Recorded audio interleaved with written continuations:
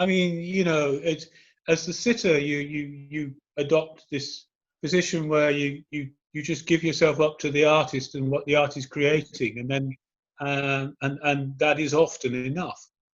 I found it a very easy process because I'm the son of an artist, and I was frequently painted as a child and made to sit there for hours and hours stock still.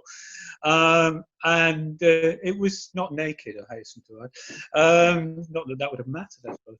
But so I've actually found I reconnected with the stillness of the human body while posing for the for your sessions. And we were always in twos and threes, and at most, and I found it very rewarding, relaxing, and easy, and that's the best I can say on it. It's just that's what I gave to it. That's what I hope I gave to it. So Pavel thought it was erotic. Sorry? Pavel thought it thinks the painting. No, I thought that the painting was erotic. I thought that the painting, the final painting was erotic. You're asking about the sitter process. I mean, what the sitter felt in the process of doing it. It doesn't feel erotic to pose for it. Even when there was two or three of us there, I don't think I ever was sitting or posing when there was more than three. Because the eroticism or the intimacy, because I agree with Andrew, for me personally, it's the intimacy, not the eroticism, that is more powerful. If people want to see eroticism in it, they can do so. I mean, it's there, but intimacy transcends the eroticism, I think. And yes. But absolutely. correct me if I am wrong, but there is an erection in the very center of this composition, right? Yes. So this is an obvious sign of eroticism more than intimacy. I understand what you are saying about the intimacy, and indeed intimacy is conveyed through the atmosphere of the painting and the touching and some general aura of sensuality, but at the same time, in the very center is a young hunk with an erection. Hello from uncharacteristically sunny Melbourne in Australia. Congratulations, Angus. It was really exciting to be a part of this work, and it's even more exciting to now see it find a context to live in and get out there into the world so people can experience it. What interesting times we are going through right now. I think as queer people, it's one of our biggest strengths is our sense of community, and it's going to be really challenging for us to get through this crisis without losing that. We're not able to go to bathhouses, we're not able to go to clubs and events and be a part of our community right now. And it's really important that we're really aware of that, and we do all that we can to make sure we don't lose that strength in community. I really feel for people who are disconnected at the moment, who are maybe living with unsupportive or homophobic relatives, or in unstable housing situations.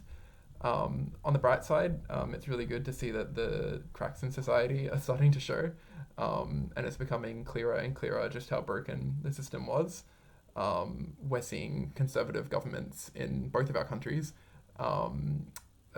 have broad reform of things like welfare, and they're actually doing things to lift up the most vulnerable people in society, because we're now sort of understanding, well, we already knew, but they're starting to understand how important these people are in keeping society functioning.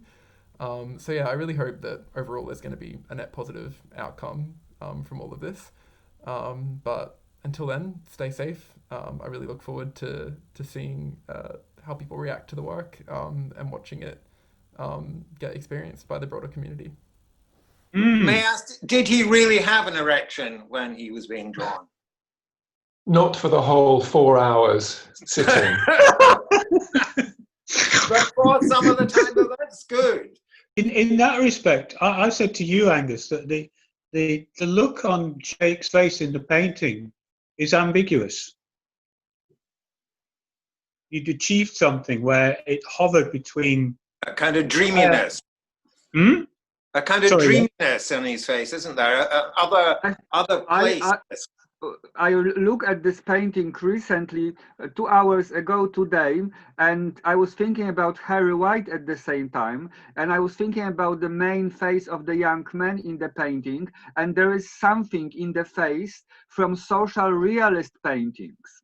When you look at social realist paintings and the faces of soldiers or navy men or even peasants, there is a certain the slightly raised chin looking into the far distance. Yes, and there is and certain aloofness, but also very kind of allegoric quality of this face, and straightness of the face as well. There is something in my mind that reminded me of social realist paintings, and it kind of works in the context of the exhibition, because you have the character of Harry White, you have Stalin, you have the Soviet criminalization of homosexuality, and if you look at social realist paintings, in some of them, actually in very few, but in some of them, the paintings of the soldiers, of the peasants, or the navy men, you do see elements of homoeroticism. Oh, and absolutely. Definitely, the social realist homoeroticism enter your paintings in the face of the subversion of these statues. I agree with you totally about that, because I actually found all those paintings of Soviet noble sailors very hot, very hot. Yes, they are very hot. A suppressed eroticism, which is even more interesting in those. But this what would make it more like social realism was if the sitter was holding something, a tool, a weapon, or some allegorical. No, not necessary. It seems like to me that the painting, the painting, the quartet painting, is devoid of props and things to hold. Whereas in fact, in the sauna or the bathhouse, there would be some towels, there would be some other kind of paraphernalia. These things have been kind of blitzed away out of this particular painting, which is also, the background is taken out. And to me, those are factors which make it like a certain kind of painting. What's actually not there. Sorry, I think that last point, what's not there makes it like a certain kind of painting. Yeah. What kind of painting would you say? Clearly, we are in the artist's studio for the purposes of the painting. Unclothed and, as I say, without the kind of normal paraphernalia to hand. I've said this before, but we're also suspended on the kind of carpentry that relates to a hot room in a sauna with its two shelves, the lower shelf warm and the upper shelf you go to when we want to get even hotter. So that's why a man is apparently draped around the other's neck like a sort of big stole. But that's very true. I mean, the thing draws attention, I think, deliberately to its own artifice. And in the middle of it, it's true, in the middle of this apparently academic, artistic process, there is an erection, right? Yeah. So there is. Now, you mentioned about enacting. You mentioned about enacting being a painter. You mentioned about enacting being a portraitist for the sake of the session and or performing. Now, I feel that takes us into the realm of sometimes we embark on artwork not because we're especially good at it. For example, in dance performances, sometimes we try to get dancers to speak. It's not their specialization, it's not their core skill set, but we want them to speak almost because it's not the thing that they're best at. It will have a different speech quality than somebody who's used to performing by speaking all the time. So there's a special quality with going into realms of things that we're not necessarily self-renowned at. Now that could include a dancer going into a room and being extremely still. That might not be the thing that he's particularly good at, but his attempt at doing that would also have a particular quality. And you talk about knowing what you're doing, or trying to know what you're doing. But then I think there's a comfort in, so there's these guys sitting or lying, sleeping, resting. And when they are resting, they know what they're doing, they're being. And so the fact that the people in front of you know what they're doing. That's very nicely put. Lines it all up. Very nicely put, because that feeling of stillness it comes through very strongly in the picture, and it doesn't come through as artifice. It comes through as natural. And I like what you're saying. It's rather Buddhistic what you're saying, that the models are just being themselves. And the more natural, because they're not used to being models, and as you say, the more natural, it's not something they're used to doing, and the more natural and visceral from Angus, because he's used to doing clothed portraits and never nude portraits. So I think it brings an immediacy and excitement's the wrong word, but authenticity to the picture. So I guess we're talking about the male gaze. Yeah. The effect of the male gaze. Yeah, we're talking about the male gaze gazing at men.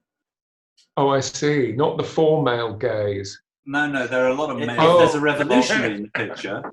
It is Jake, and I think you're right to see it like that. He's the young man actually controlling the others in some way. The cult of youth. I would call it the cult of youth that you convey in this painting. It's interesting because that's my torso. I'm actually the viscera.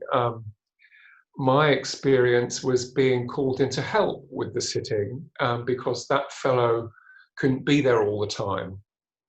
So I actually took that central position for a significant many days, and there are elements of my viscera or legs that are used as a sort of assistance to that painting. And whereas I think, and also we never posed in the studio, all four of us at the same time. There were never more than three at a sitting. Yeah, you and I never met at a sitting, did we? That's right, and some people actually exchanged roles as well. I think the other guy, Ken, stood in for you.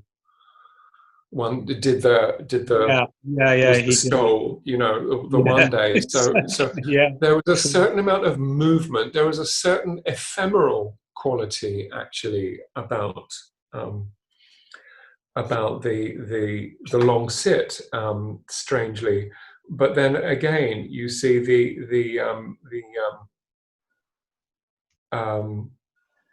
the bathhouse or the sauna. It is about ephemera. I mean, this is what we go for, ephemera.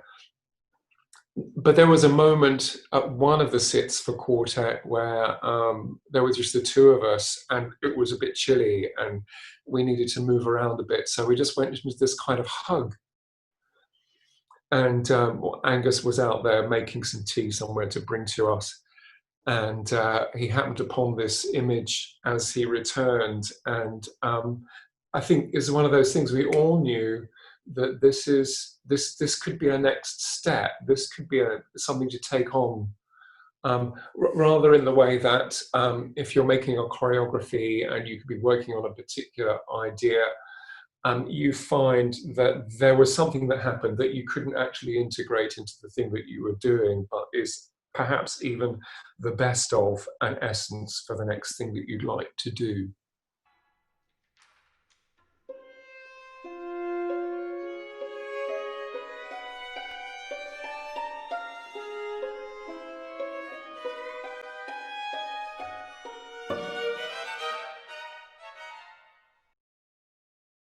Yes.